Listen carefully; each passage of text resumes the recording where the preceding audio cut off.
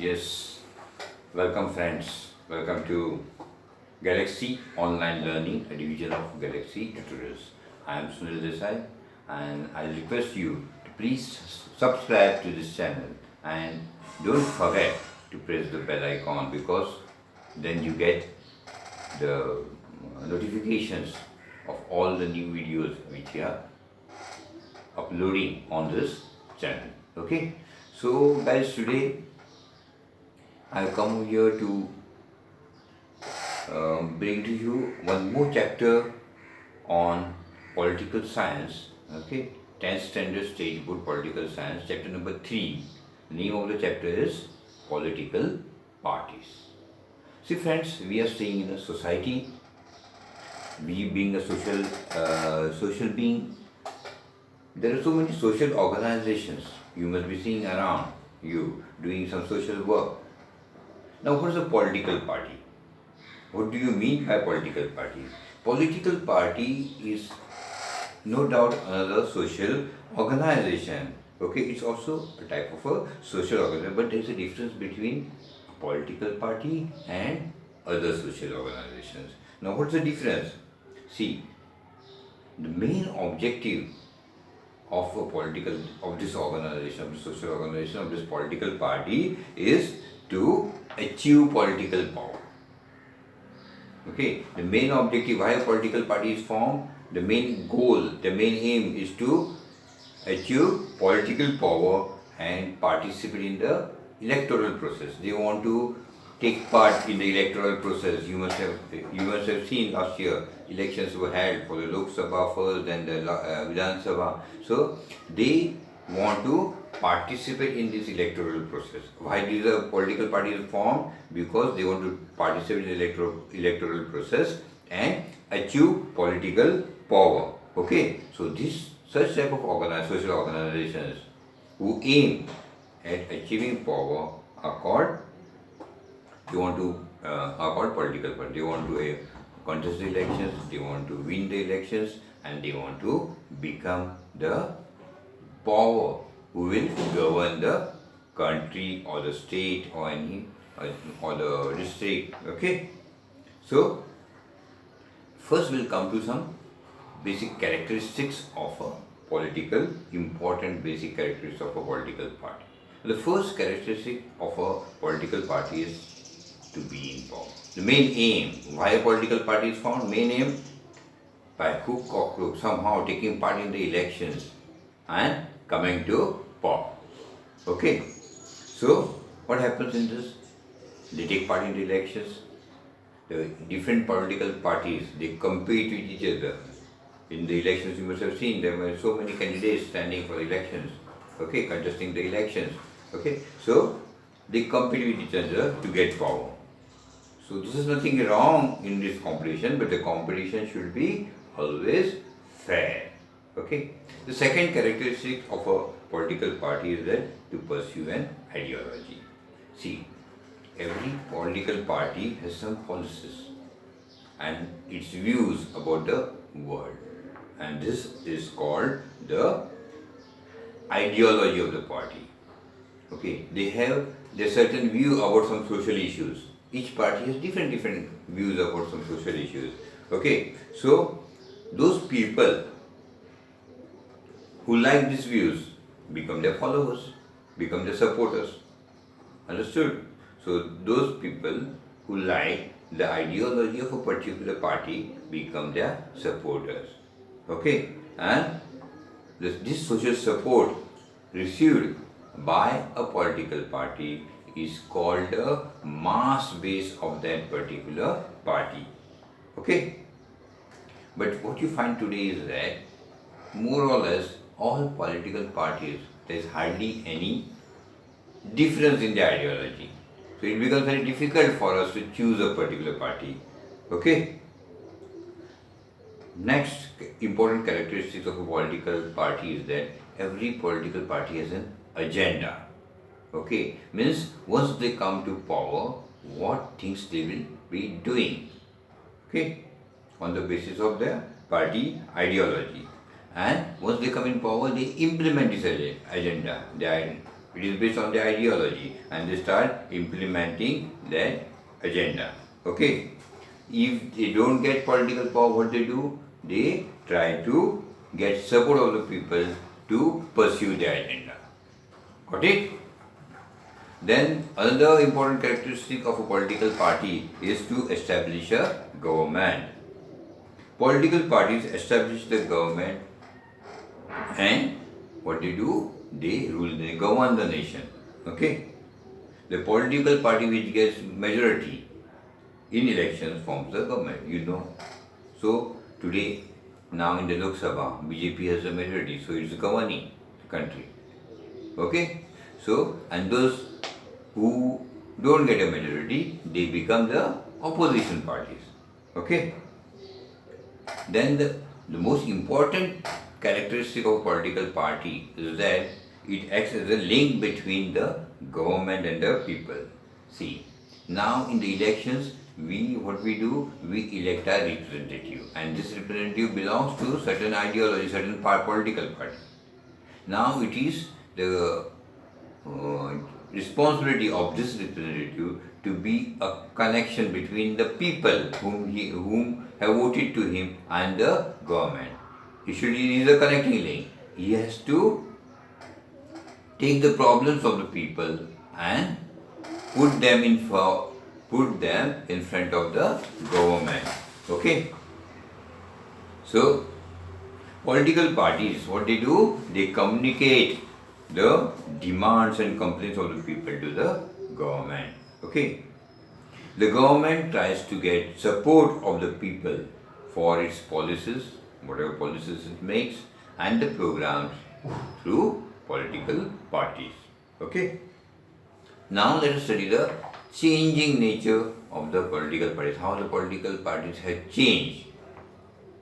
See, before independence, there was a national movement for independence, and it was led by the Indian National Congress.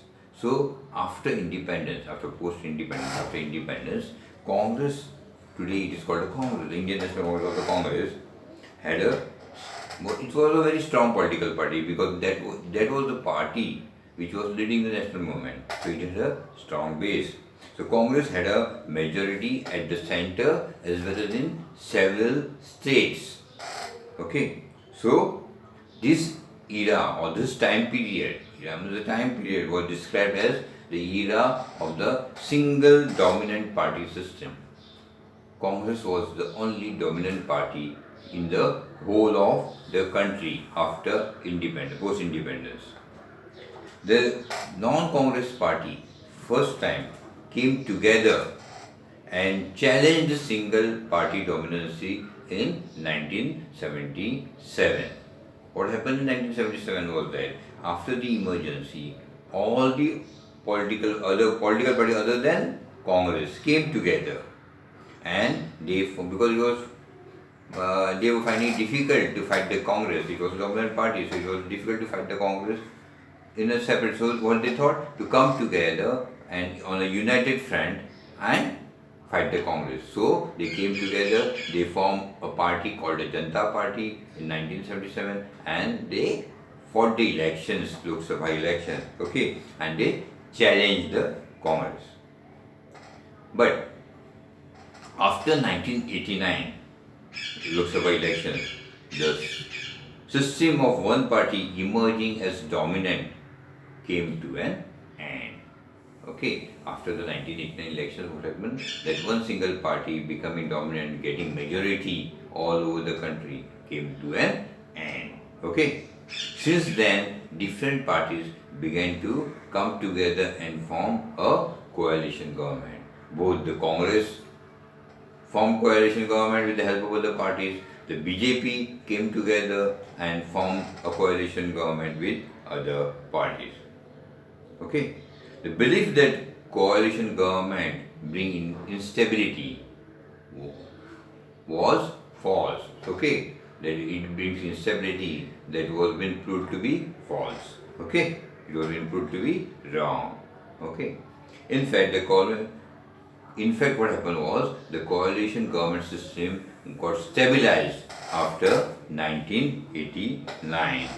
Okay. See, now I highlight you these things. See, do you know, you see in this particular square, if power remains with one single political party for a long period of time, if no other political party is influential, then it is called then one party democracy, one party system democracy, one party system democracy. In politics, when two political parties are influential and if political parties enjoy power alternatively, once this party is getting, other time the other party, then it is called the two-party system. Okay, the one-party system you find it in China, two-party system you find it in Britain. Okay, and when many political parties compete for political power, okay, and more or less they are equally influential, the party is called the party system is called a multi-party system, which is prevalent in India today. Okay.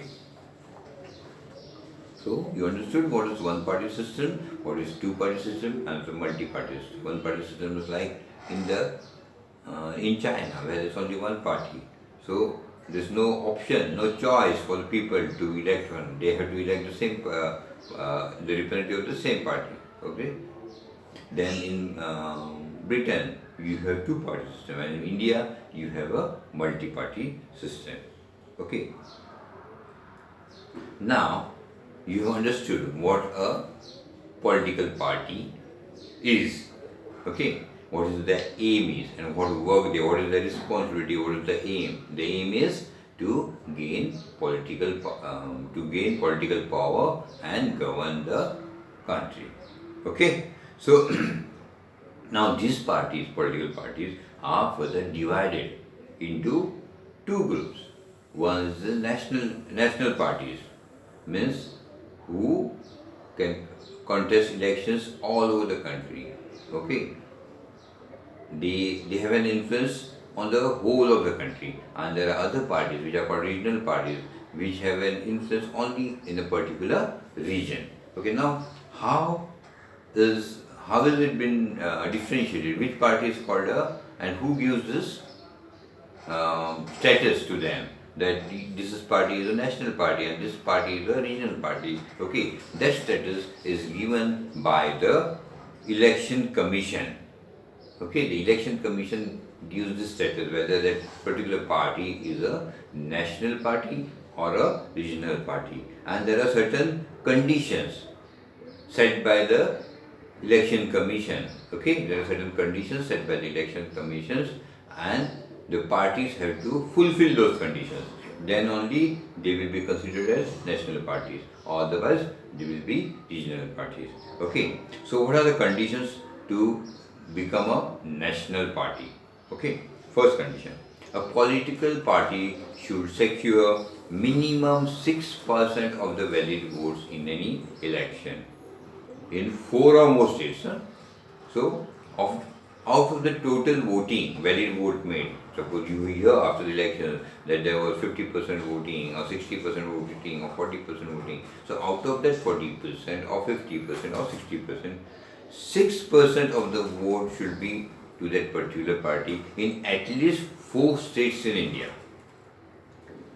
Okay, in 4 or more states in the Lok Sabha or state assembly elections, and at least 4 members should be elected in the Lok Sabha.